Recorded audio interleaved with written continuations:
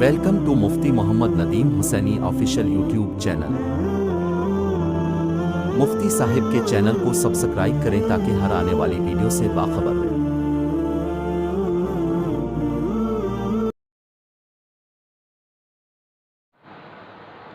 زکوٰۃ کا نصاب، میرے دوستوں، زکوٰۃ اللہ رب العالمین کی طرف سے بندوں پر فرض کی گئی ہے، مالی عبادت ہے۔ تو زکوٰۃ کے لیے نصاب، پہلی بات تو یاد رکھیے زکوٰۃ کن چیزوں پہ لازم ہوتی ہے؟ صرف 4 چیزیں ہوں۔ نمبر 1 سونا، نمبر 2 چاندی، نمبر 3 نقدی، اور نمبر 4 مال تجارت۔ یہ 4 قسم کی چیزیں ہیں، 4 قسم کے اموال ہیں۔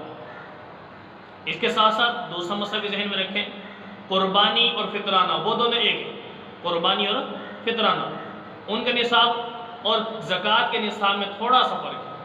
تو میں نے بتایا زکوٰۃ کے اندر 4 چیزیں، سونا، چاندی، نقدی، مال تجارت، صرف یہ 4 قسم کے مال ہوں گے جن پر زکوٰۃ لازم ہوگی۔ لیکن زکوٰۃ اور فطرانہ ایک ہی چیز ہے، ایک ہی حکم ہے۔ وہ کس پہ لازم ہوتی ہے؟ تو یاد رکھیں اس کے لیے 5 چیزیں، 4 تو یہی ہیں، سونا، چاندی، نقدی، مال تجارت، اس کے ساتھ ساتھ ایک چیز کیا آئے گی؟ ضرورت سے زائد اشیاء ملکیت۔ تو وہ انشاءاللہ الگ موقع پہ بیان کیا جائے گا، قربانی کا نصاب، فطرانے کا نصاب کیا ہے۔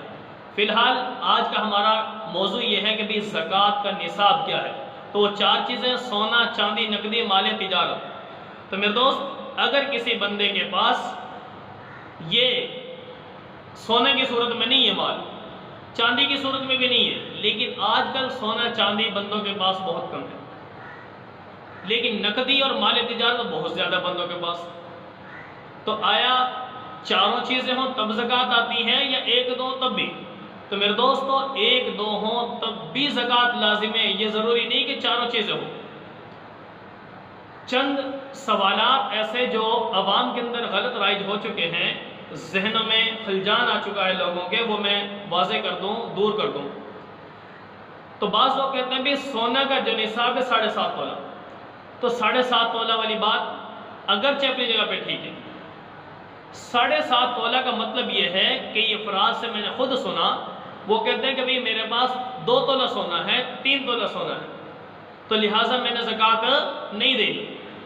اسی طرح چاندی تو عام طور پہ چلو ہوتی نہیں ہے مردوں کے پاس، کسی کے پاس ہو بھی تو چاندی کی قیمت کو اسی میں ایڈ کر لیں سونے کے ساتھ، یا اگر پیسہ ہے تو پیسے کو بھی اسی میں ایڈ کر لیں، مال تجارت ہے اسی میں کر لیں، بہرحال 4 چیزوں کو مکس کر لیں اور پھر دیکھیں ٹوٹل مالیت کتنی بنی ہے، سونا، چاندی، نقدی اور مال تجارت، 4 چیزوں کی مالیت۔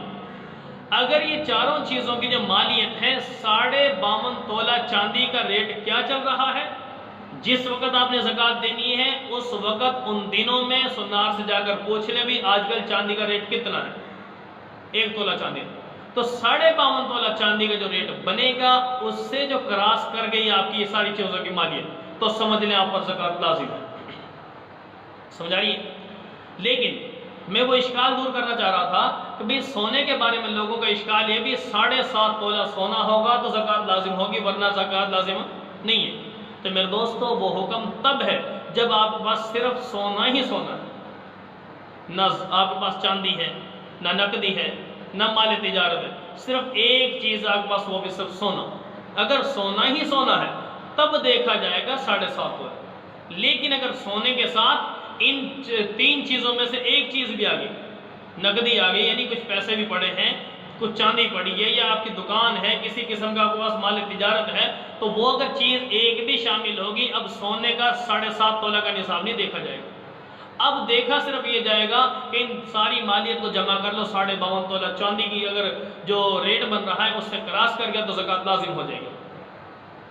تو اس سے میرے دوستوں میں نے بتایا 4 قسم ہیں، سونا، چاندی، نقدی، مال تجارت۔ رہی یہ بات کہ انسان کے پاس فصلیں بھی ہوتی ہیں، انسان کے پاس جانور بھی ہیں، جانوروں کی زکوٰۃ، وہ زکوٰۃ اس میں شامل نہیں ہوگی، اس کے لیے الگ تفصیل ہے۔ جانوروں کی تعداد ہے مخصوص، اگر بکری ہیں، بیل ہیں، مطلب گائے، بھینس، اونٹ، یہ اس قسم کے جو جانور ہیں ان جانوروں میں زکوٰۃ آتی ہے، لیکن اس کی تفصیل الگ ہے، اشارہ کر رہا ہوں بس ان کے لیے مخصوص تعداد ہے۔ بکری ہو اور بھیڑ ہو تو کم از کم 40 ہو، سمجھ آ رہی ہے؟ گائے بھینس ہو کم از کم 30 ہو، اونٹ ہو تو کم از کم 5 ہو، تو یہ ایک تعداد ہے مخصوص۔ اگر اس تعداد سے کم ہے الگ حکم ہے، زیادہ ہے الگ حکم ہے، لیکن ان کے اوپر زکوٰۃ لازم ہونے کے لیے ایک شرط ہے۔ وہ شرط یہ ہے کہ ان جانوروں کو جب آپ کا نصاب پورا ہو جائے، 40 بکری ہوں، 30 گائے بھینس ہوں، 5 اونٹ ہوں، کم از کم جب یہ آپ کا نصاب پورا ہو چکا تعداد کے اعتبار سے، تو پھر اگلی شرط یہ دیکھی جائے گی کہ وہ جو جانور ہیں وہ گھر پہ ان کو چارہ کھلایا جا رہا ہے یا باہر چرائے جا رہے ہیں۔ اگر وہ سارا سال تو نہیں، سال کا اکثر حصہ 6 مہینے سے زیادہ، چاہے 1-2 دن ہی زیادہ ہوں، تو سال کا آدھے سے زیادہ حصہ باہر چل پھر کر چرتے ہوں گے تو ان پر زکوٰۃ لازم ہوگی۔ لیکن اگر وہ ان کو گھر پہ چارہ کھلایا جا رہا ہے لا کے، چاہے آپ کے پاس گائے، بکری، بھینس یا اونٹ کوئی بھی، چاہے 100 سے بھی زیادہ کیوں نہ ہو، آپ پہ ان کی زکوٰۃ لازم نہیں ہوگی، سمجھا رہی ہے؟ لیکن مشورہ ہے، کبھی کبھی انسان کو جب اللہ نے اتنا مال دیا ہوتا ہے نا، کبھی کبھی انسان کو صدقے کے نام کا ان سارے جانوروں کی طرف سے نا ویسے نفلی صدقہ نکال دینا چاہیے، ٹھیک ہے؟ 1-2 سال بعد کبھی نہ کبھی اگر زکوٰۃ لازم نہیں بھی ہوتی، اتنا اللہ نے مال دیا ہوا ہے تو وقتاً فوقتاً انسان اس میں سے غریبوں کو دیتا رہے، سمجھا رہی ہے؟ اس سے انشاءاللہ العزیز آپ کے جانوروں میں برکت بھی رہے گی، بیماریوں سے محفوظ رہیں گے۔